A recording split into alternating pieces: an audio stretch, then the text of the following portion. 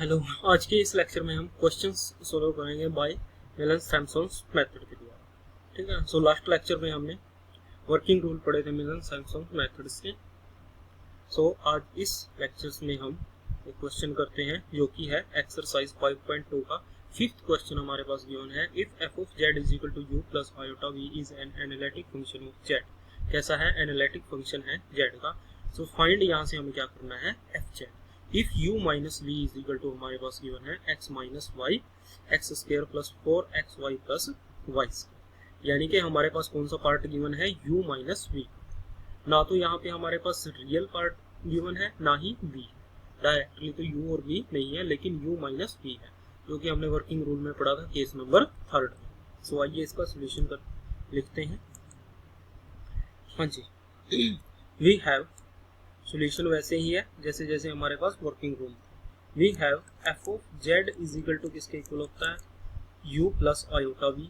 सो therefore अगर multiply कर दें एफ जेड की आयोटा से, सो ये किसके इक्वल आ जाएगा? Iota u minus v. So ना इसको ले लेते हैं इक्वेशन नंबर 1, ये ले ली हमने 2। एडिंग 1 एंड 2 वी हैव, हाँ जी 1 और 2 को ऐड करेंगे। सो यहाँ से कितना आ जाएगा हमारे पास? 1 plus iota f z is equal to, यहाँ से रियल पार्ट कितना होगा? u माइनस वी, और आयोटा के साथ यहाँ से कितना आ जाएगा? u plus v, u plus. And this implies, इसको हम डिनोट कर देते हैं कैपिटल एफ जेड से, और इसको कर देते हैं capital u plus iota capital v, where u and v is equal to, u is real part and v is imaginary part, where capital f z is equal to हमारे पास किसके equal होगा? 1 plus iota small f z and capital U is equal to small u minus v and capital V is equal to u plus v। तो ये हमारे पास यहाँ से तीनों चीजें आ जाती हैं। ये किस में आ जाती हैं? कैपिटल्स में। ठीक है। सो इसको मान लेते हैं हम दिस इक्वेशन नंबर 3। ठीक है। Since f z is analytic, since f z is कैसा है हमारे पास? एनालिटिक फंक्शन है गिवन क्वेश्चन। ठीक है। So therefore capital f z is equal to 1 plus iota small f z is analytic. ये भी कैसा होगा? एनालिटिक, क्योंकि एफ जेड कैसा है? एनालिटिक, और उसके साथ किसी कांस्टेंट फंक्शन की मल्टीप्लाई करेंगे, सो वो भी कैसा रहेगा हमारे पास? Analytic function. So now we have given that, क्या गिवन है? Capital U is equal to small u minus v। इसकी वैल्यू हमें कितनी दी हुई है क्वेश्चंस में? ये फंक्शन हमारे पास गिवन है ये x माइनस वाई इंटू में x square plus 4xy plus y square, यानी कि x माइनस वाई इंटू में x square plus 4xy plus y square. ठीक है। सो यानी कि ये हमारे पास फंक्शन कौन सा आ गया? Real part. ठीक है। x माइनस वाई इंटू में दिस, यानी कि, और रियल पार्ट ये किसका आया है? नए फंक्शन का, जो हमारे पास एफ जेड गिवन था यहाँ पे u माइनस वी। ठीक है। नया फंक्शन है जो उसमें रियल पार्ट कैपिटल u है और इमेजिनरी पार्ट है कैपिटल v। सो इसकी मल्टीप्लाई कर देते हैं। x इंटू में x square x cube plus x into में 4xy इज इक्वल टू कितना आ जाएगा? 4x स्क्वायर y, ये हो जाएगा x y square, minus y की मल्टीप्लाई से minus x square y 4xy square. ठीक है। माइनस का होगा, और ये माइनस वाई, तो ये आ जाएगा यहाँ से एक्स क्यूब, ये बचा ये 4x स्क्वायर वाई प्लस के हैं, ये नेगेटिव 3x स्क्वायर वाई, ये पॉजिटिव है ये नेगेटिव। सो कितना हो जाएगा? Minus 3xy square minus x cube. Equation number हो गई 4। सो नेक्स्ट स्टेप हमारे पास क्या था कि हमें यहाँ से फाइंड आउट करना होता था करली u ओवर करली x एंड करली u ओवर करली y, और फिर उसको क्या पुट कर देते थे? Function five. सो देयरफॉर करली कैपिटल u और करली x यहाँ से किसके इक्वल आ जाएगा? 3x स्क्वायर, यहाँ से प्लस 6x इंटू में y, यहाँ से आ जाएगा माइनस 3y स्क्वायर। ये आ गया हमारे पास करली u और करली x। सो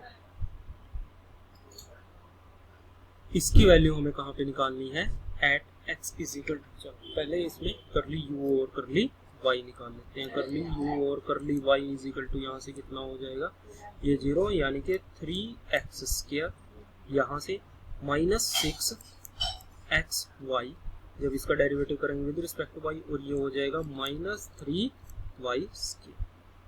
करली यू और करली एक्स भी आ गया, करली यू और करली वाई भी आ गया। नेक्स्ट स्टेप हमारे पास क्या था, now find out curly u over curly x at the point x is equal to z and y is equal to g। So ये यहाँ से कितना आ जाएगा, x is equal to z put कर दीजिए, 3z² प्लस 6z और y is equal to 0, so ये हो जाएगा 0 और ये भी क्या हो जाएगा 0, यानी कि -0। सो कितना आ गया 3z², और इसको क्या पुट कर लेते हैं हम 5(1)z(g), इसको पुट कर लिया हमने 5(1)z(g). And second curly u over curly y at the point x is equal to z and y is equal to 0 पे, ये क्या हो जाएगा, x is equal to z है, हमारे पास करली यू और करली y पे हमें ये फाइंड आउट करना है। हाँ जी, करली यू और करली y हमारे पास यहाँ पे क्या था, फंक्शन 3x² माइनस 6z, यानी कि ये कितना हो जाएगा 3z² माइनस ये 0 हो जाएगा, और ये भी कैसा हो जाएगा हमारे पास फंक्शन 0। सो ये फंक्शन ये 0 -0 इज इक्वल टू कितना 3z², इसको हमने नाम दे दिया 5(2)z(g), ठीक है।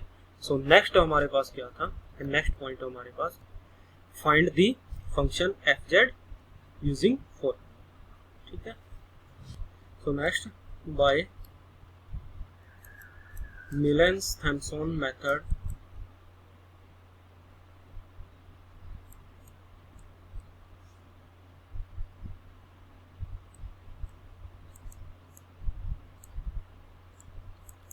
we have, हाँ जी, capital fz is equal to किसके होगा, integral 5(1)z(0) minus iota 5(2)z(0) dz plus c, और इन दोनों की हमारे पास वैल्यूज हैं कहाँ से, इक्वेशन नंबर 1, और इसको दे देते हैं हम इक्वेशन नंबर 5, और इसको दे देते हैं 6।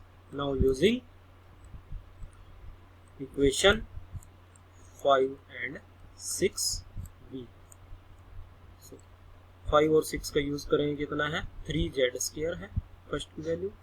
सो fz is equal to integral, इसकी वैल्यू कितनी आई थी 3z² माइनस आयोटा, ये कितना आ गया, ये भी 3z², ठीक है, इनटू में आ गया dz प्लस c, यानी कि इसको क्या लिखा जा सकता है यहाँ से, this is equal to 3 common हो जाएगा इसमें से, 3 इंटीग्रल यहाँ पे कितना आ गया, z² भी कॉमन हो सकता है, so 1 minus iota z² dz plus c, यानी कि this is equal to 3 into में 1 माइनस आयोटा, ये आ गया common, integral z² dz plus c, and this is equal to 3 into में 1 माइनस आयोटा, हाँ जी, z² का इंटीग्रल यहाँ से कितना आ जाएगा हमारे पास, z³ अपॉन 3 प्लस c, 3 से 3 कैंसिल, सो ये बच जाएगा हमारे पास यहाँ पे 1 माइनस आयोटा इंटू में z raise to the power 3 plus c, ये किसकी वैल्यू आ गई हमारे पास, fz,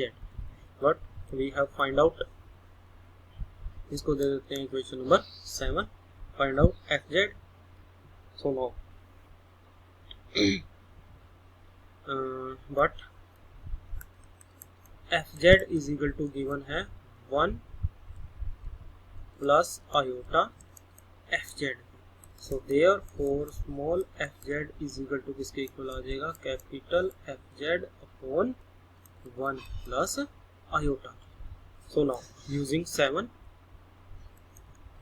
now using 7 we have, हाँ जी, हमारे पास क्या होगा, small fz is equal to किसके आ जाएगा, कैपिटल fz की वैल्यू कितनी आई थी यहाँ से 1 minus iota z³ plus c divide by 1 plus iota, so ये वैल्यू आ गई हमारे पास fz।